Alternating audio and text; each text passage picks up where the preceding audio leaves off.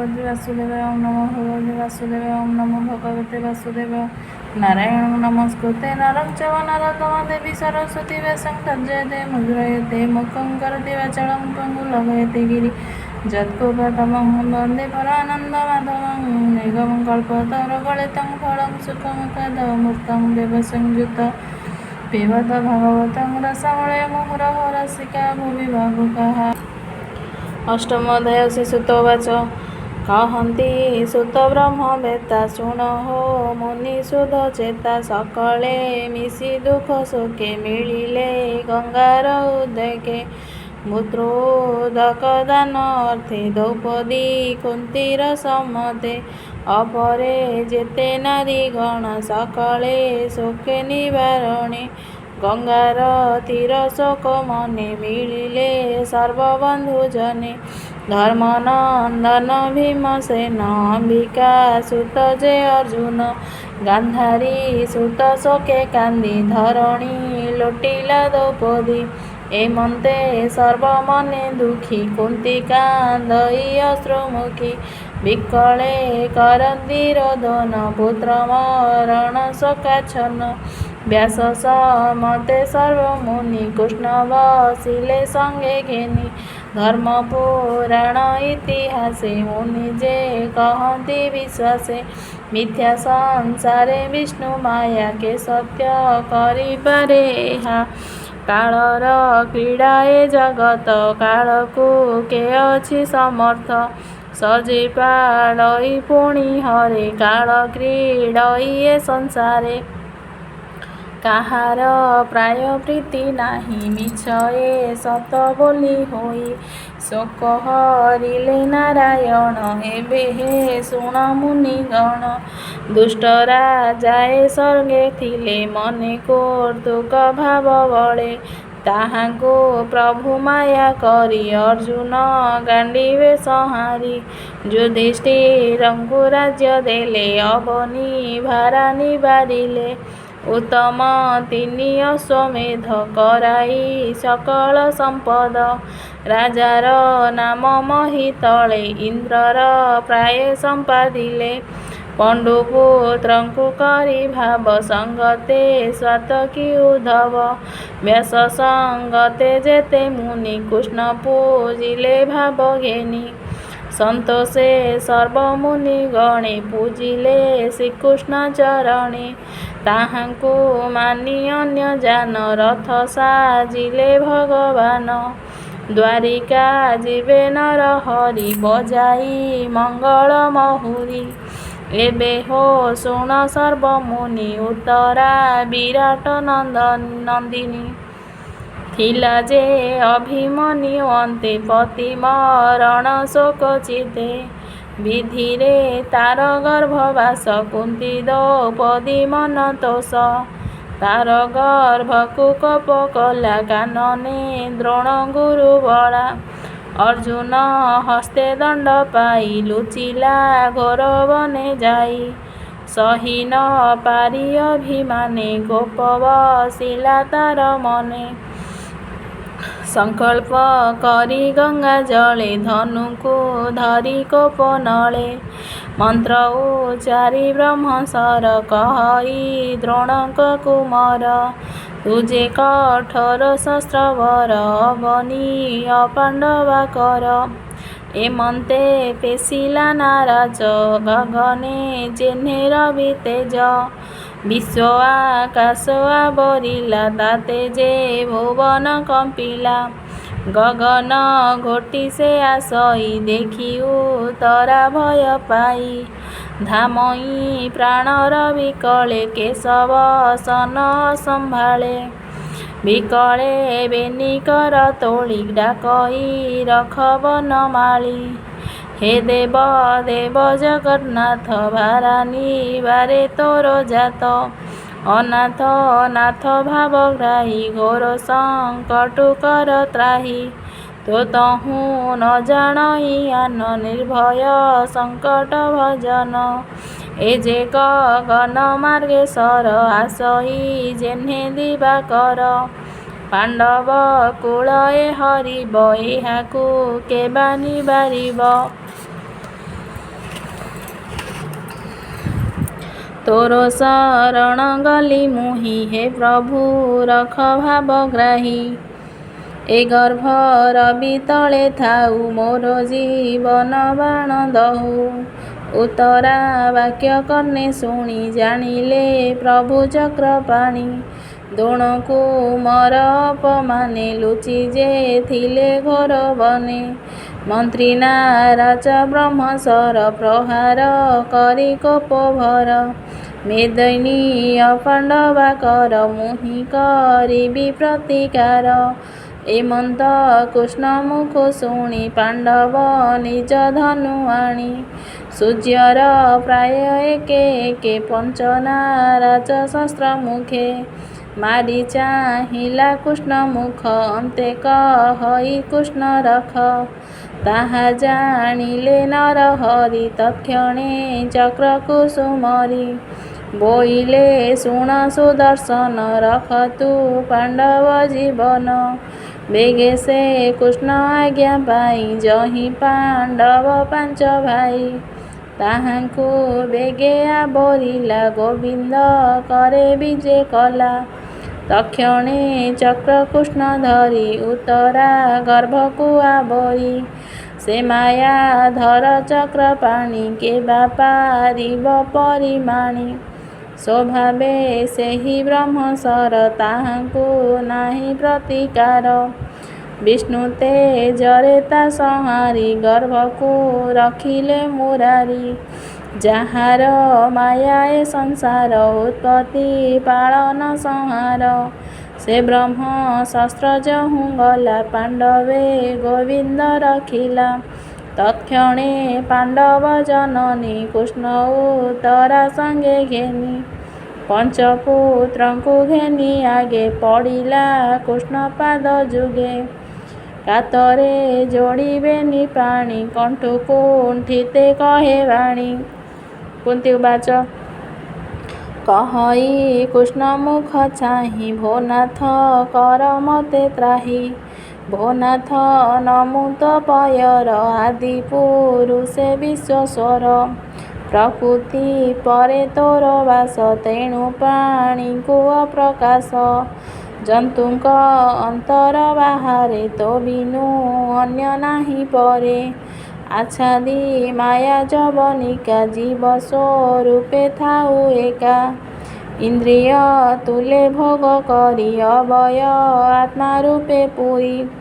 ତୋହର ମାୟା ଯାର ଚିତ୍ତେ ସେ ତତେ ଜାଣିବ କେମନ୍ତେ। ନଟଙ୍କ ମଧ୍ୟେ ଯେ ନାୟକ ସେ ଯେହ୍ନେ ନାଟ ମୋହ ଲୋକ।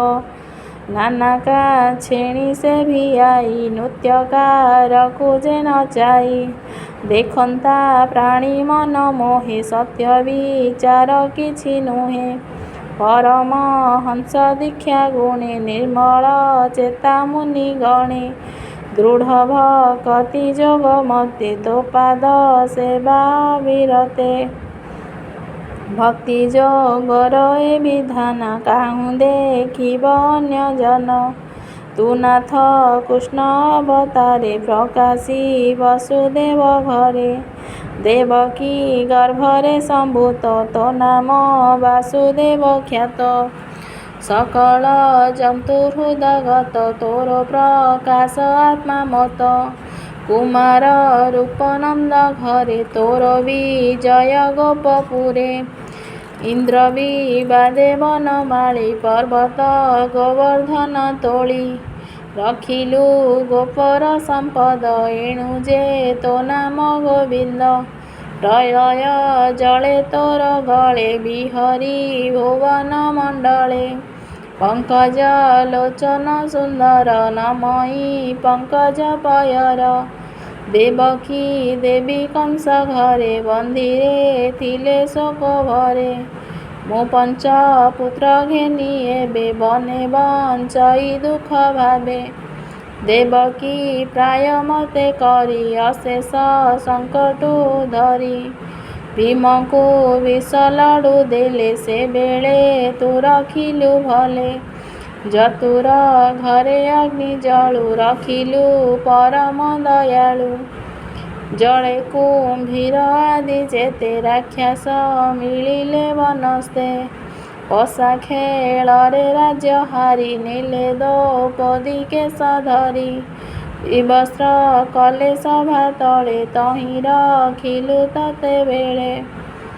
ପୁଣି ଅଜ୍ଞାତ ବନବାସେ ବନେ ବଞ୍ଚିଲୁ ନାନା କ୍ଲେଶେ।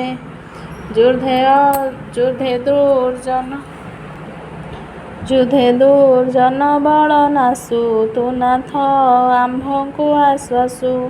ଦ୍ରୋଣଙ୍କୁ ମର ବ୍ରହ୍ମଶର ତହିଁ ରଖିଲୁ ବଂଶ ମୋର। ଏଣୁ ବିପତ୍ତି ନର ହଇ ଯେ ମୁଖେ ତୋ ନାମ ଧରଇ। ତୋହର ଦରଶନ ଫଳେ ଏ ଜୀବ ରହଇ ନିଶ୍ଚଳେ। ପରମ ମୋକ୍ଷ ଲଭେ ଦାସ ତୁ ନାଥ ଭକ୍ତଙ୍କ ବିଶ୍ୱାସ। ଉତ୍ତମ କୁଳେ ଜନ୍ମ ହୋଇ ବିଦ୍ୟା ସମ୍ପଦ ଯେବେ ଥାଇ। ବୁଡ଼ଇ ମତ ଗର୍ବ ଚିତ୍ତେ ସେ ତତେ ଜାଣିବ କେମନ୍ତେ।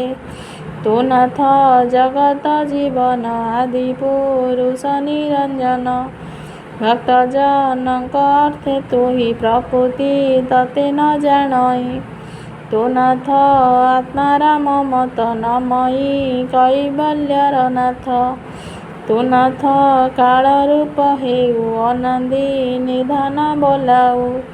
ସମେତୁ ବସୁ ସର୍ବଦେହେ ପ୍ରାଣିଏ ତୋର ମାୟା ମୋହେ। ଭଜନ୍ତି ଅନ୍ୟ ଅନ୍ୟ ଭାବେ ଭଳି ଯେ ସନେ କଳି ଯୁଗେ। ତୋର ମହିମା କିଏ ଜାଣିବ ଶରୀର ବହି ବ୍ରହ୍ମା ଶିବ। ତୋର ଚରିତ ଭଗବାନ ଏ ନର ଲୋକେ ବିଡ଼ମ୍ବନ। ତେଣୁ ତୋରି ପୁମିତ୍ର ନାହିଁ ପ୍ରାଣୀ ଜାଣିବେ ତତେ କାହିଁ। ତୁ ବିଶ୍ୱ ମାୟା ନର ହରି ନିଜ ମାୟାରେ ଦେହ ଧରି। ପଶୁଙ୍କ ଘରେ ହେଉ ଜାତ ଋଷିଙ୍କ ଘରେ ଋଷି ସୁତ। ଜଳଜନ୍ତୁଙ୍କୁ ମଧ୍ୟ ତୁହି ବିହରୁ ମୀନ ରୂପ ବହି। ଏକଥା ଲୋକେ ବିଡ଼ମ୍ବନ ତୁ ଆତ୍ମା ଆଦି ନିରଞ୍ଜନ।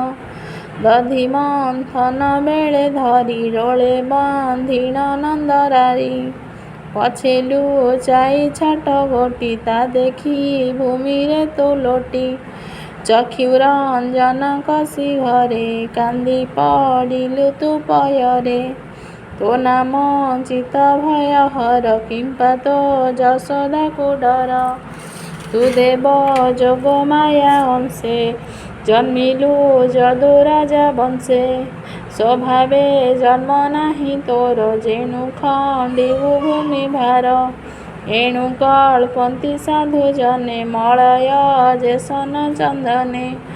ତୋ ଜନ୍ମ କରି ଅନୁମାନ ଅପରେ ଯେତେ ସାଧୁ ଜନ।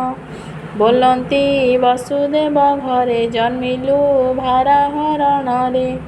ପୂର୍ବ କଠୋର ତପ କରି ବର ମାଗିଲା ପୁତ୍ର ହରି। ତେଣୁ ଦେବକୀ ଗର୍ଭେ ଜାତ ତୁ ଅଟୁ ଅନାଥର ନାଥ। ଅସୁରଙ୍କର ଡରେ ମହି ବ୍ରହ୍ମା ସମୀପେ ଦୁଃଖ କହି। ତାହାର ଅର୍ଥେ ପଦ୍ମାସନ ଗଲେ ତୋର ସନ୍ନିଧାନ। ସର୍ବଦେବଙ୍କୁ ଘେନି ଗଲେ ତୋର ଚରଣେ ସ୍ତୁତି କଲେ। କହିଲେ ତୋ ଚରଣ ତଳେ ନାବ ବୁଡ଼ଇ ଯେହ୍ନେ ଜଳେ। ତେମନ୍ତ ବୁଡ଼ିଲା ଧରଣୀ ଏହାକୁ ରଖ ଚକ୍ର ପାଣି। ତେଣୁ ତୁ ନର ରୂପ ଧରି ଭୂମି ମଣ୍ଡଳେ ଅବତରି। ଅବିଦ୍ୟା କର୍ମ କର୍ମ ବଳେ ପ୍ରାଣିଏ ଜାତ ଭବ ଜଳେ। ଅତି ହିଁ କ୍ଲେଶ ତାଙ୍କ ଦେହି ତାହାଙ୍କୁ ଉଦ୍ଧାରିବା ପାଇଁ। ଧ୍ୟାନ ଶ୍ରବଣ ମନ୍ତ୍ର ଗୁରୁ ତେଣୁ ମହିମା କଳ୍ପତରୁ। ତୋର ଚରିତ କର୍ଣ୍ଣେ ଶୁଣି ତୋହର ନାମ ମୁଖେ ଭଣି। ମନ ବଚନ ତତେ ଦିଅନ୍ତି ହର୍ଷେ ପୁଲକ ଲୋମପନ୍ତି। ଏଣୁ ପଶନ୍ତି ତୋ ଚରଣେ ନିଶ୍ଚିନ୍ତ ଧ୍ୟାନ ସୁମରଣେ। ତୋର ଚରଣେ ତାଙ୍କୁ ରଖେ ଭବ ପ୍ରମାଦୁ ତରେ ସୁଖେ। ସେ ପାଦେ ପଶିଲି ଶରଣ ମତେ ନ ଛାଡ଼ ନାରାୟଣ। ତୋର ସହାୟ ଏହି ମତେ ପାଇବି ମୁଁ ଜନ୍ମ ଜନ୍ମାନ୍ତେ। ମୋ ସହୋଦରପଣେ ହରି ଜନ୍ମ ଜନ୍ମାନ୍ତେ ଅବତରି। ତତେ କରନ୍ତି ସୁତେ ଧ୍ୟାନ ତୋ ତହୁଁ ନ ଜାଣନ୍ତି ଜ୍ଞାନ। ଦ୍ରୋହ ଯେ କରି ରାଜ କୂଳେ ପଶିଲେ ତୋର ବାହୁବଳେ। କେବଳ ନାମ ରୂପ ତୋର ମୋର ପୁତ୍ରଙ୍କ ସୁଖ ଘର। ଯେ ତୋର ରୂପ ଚିନ୍ତେ ଚିନ୍ତି ଏ ଭବ ଜଳେ ନ ବୁଡ଼ନ୍ତି। ତୋ ରୂପ ନ ଦେଖି ନୟନେ ଇନ୍ଦ୍ରିୟ ଗଣେ ଆତ୍ମା ଜେନେ। ଏ ମହି ତୋର ପାଦ ଲାଗି କେମନ୍ତେ ଦିଶଇ ସୌଭାଗୀ। ତୋ ଅବତାର ଯେବେ ଯିବ ବିଧବା ପ୍ରାୟ କଦିଶିବ। ଏହାର ଗର୍ଭେ ଯେତେ ଜନ ଗ୍ରାମ ଔଷଧି ଗିରିଗଣ। ସମୁଦ୍ର ଆଦି ଜଳ ସ୍ଥାନେ ବଞ୍ଚନ୍ତି ତୋ ଚରଣ ଧ୍ୟାନେ। ହେ ବିଶ୍ୱସ୍ୱର ତୁ ଈଶ୍ୱର ମୁଁ ତୋର ଚରଣେ କିଙ୍କର। ପାଣ୍ଡବ କୂଳେ ବିଷ୍ଣୁ ବଂଶେ ମୁଁ ଯେ ବନ୍ଧନ ଦୃଢ଼ ପାଶେ। ତୁ ଯେବେ ଶରଣ ସୋଦର ଏ ସ୍ନେହ ପାଶ ଦୂର କର। ଭୋ ନାଥ ଶ୍ରୀ ମଧୁସୂଦନ ତୋର ଚରଣେ ମୋର ଧ୍ୟାନ। ସର୍ବ ବିଷୟ ଦୂରେ ଚିନ୍ତି ତୋ ଚରଣେ ମହୁମତି। ଗଙ୍ଗାର ସ୍ରୋତେ ସର୍ବବଂଶେ ଯେ ସନେ ସିନ୍ଧୁ ଜଳ ମିଶେ। ଶ୍ରୀକୃଷ୍ଣ କୃଷ୍ଣ ସଖା ତୁହି ଦୁଷ୍ଟ ନାଶନେ ତୋର ଦେହି। ଅବନୀ ରଖି ଆଦି ମୂଳ ନାସିଲୁ ଦୁଷ୍ଟ କ୍ଷତ୍ରି କୂଳ। ତତେ ଚିନ୍ତିଣ ସେ ତରନ୍ତି ନିଶ୍ଚିନ୍ତେ ତୋ ଦେହେ ପଶନ୍ତି। ଗୋବିନ୍ଦ ଶରଣ ସୋଦର ଭକ୍ତ ଜନଙ୍କ ସୁଖ ଘୋର। ତୋ ଅବତାର ଏ ଜଗତେ ଗୁରୁ ବ୍ରାହ୍ମଣ ଦେବ ହିତେ। ଅଖିଳ ଗୁରୁ ଯୋଗେଶ୍ୱର ଭୋ ନାଥ ଶରଣ ତୋହର। ସୂତ କହନ୍ତି ମଞ୍ଜୁବାଣୀ କୃତି ବଚନ କର୍ଣ୍ଣେ ଶୁଣି। ଶ୍ରୀସୁତବାଚ ଅଳପ ହସି ଦାମୋଦର କମଳ ବଚନ ଗଭୀର। କହିବି ସତ୍ୟ ଏ ବଚନ କହି ଉଠିଲେ ଭଗବାନ। ହସ୍ତିନାପୁରେ ଯାଇ ପଶି ଅନ୍ଧ ଗାନ୍ଧାରୀଙ୍କୁ ଆଶ୍ୱାସୀ।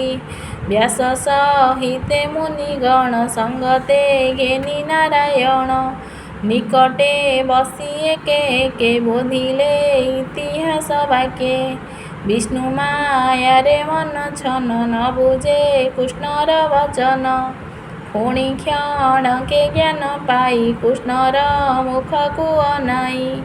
କପାଳେ ଦେଇବେନି କର କହଇ ରାଜା ଯୁଧିଷ୍ଠିର। ଶୁଣ ହେ ପ୍ରଭୁ ଦାମୋଦର ମୁଁ ରାଜା ଧର୍ମର କୁମର। ମୋହର ପୂର୍ବ କର୍ମ ଦୋଷେ ପଡ଼ିଲି ସ୍ନେହ ମୋହ ପାଶେ। ଦେଖ ଜ୍ଞାନ ବୁଦ୍ଧି ମୋର ମୁଁ ମୂଢ଼ ଦୁଷ୍ଟ ଦୁରାଚାର। ଏ ମିଛ ଦେହ ସତ୍ୟ କରି ଅନେକ ଅହକ୍ଷଣି ମାରି। ବାଳକ ମିତ୍ର ବନ୍ଧୁ ପୁତ୍ର ପିତୃ ଭାତୃ ଯେ ଗୁରୁ ସୁତ। ଏମାନ ନାସି ଅବିବେକେ ନିଶ୍ଚୟ ପଡ଼ିବି ନରକେ। ପଡ଼ିଲି କର୍ମର ଆୟତେ କେବେହେଁ ମୋକ୍ଷ ନାହିଁ ମତେ। ଏମନ୍ତ ଶାସ୍ତ୍ରର ବଚନ ଯେ ଧର୍ମ କହେ ମୁନିଜନ। ରାଜା ବିଷୟେ ଶତ୍ରୁ ବଧେ ଦୋଷ କି ନ ଲାଗେ ପ୍ରସିଦ୍ଧେ। ଏକଥା ମତେ ବୋଧ ନୁହେଁ ସକଳ ଘଟେ ହରି ରହେ। ଆତ୍ମା ସମ୍ବନ୍ଧେ ନାହିଁ ଧର୍ମ ଏଟି ଅବିଦ୍ୟା ମୋର କର୍ମ। ବନ୍ଧୁ ବାନ୍ଧବ ନ ପ୍ରମାଣେ ସଂଗ୍ରାମେ ମଲେ ଯେତେ ପ୍ରାଣୀ। ତାଙ୍କ ମରଣେ ଜନ ଗୃହେ ଦିନ ବଞ୍ଚନ୍ତି ଶୋକମୟେ। ତହୁଁ ଯେ ତାପ ଉପୁଜିବ କାହାକୁ ଅବା ଭୋଗ ହେବ। ଦେହେ ଲାଗିଲା ପଙ୍କ ଯେହ୍ନେ ନ ଛାଡ଼େ ପଙ୍କ ପ୍ରକ୍ଷାଳନେ। ମଦ୍ୟକୁ ଦେହେ ଆଣି ବୋଳି ମଦ୍ୟ ଯେ ସନେ ତା ପଖାଳି। ପ୍ରାଣୀର ବୋଧ ପ୍ରାଣୀ ହିତେ କାହୁଁ ତରିବ ଯଜ୍ଞ ମତେ।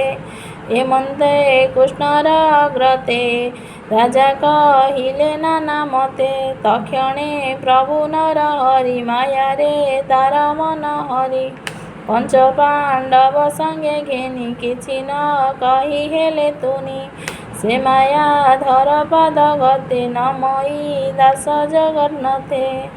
इति श्रीमद्भागवते महापुराणे परमहंस संहिताया वैयासिका प्रथम स्कंदे परिगीत रक्षणे कुंती स्तव नाम अष्टमोऽध्यायः।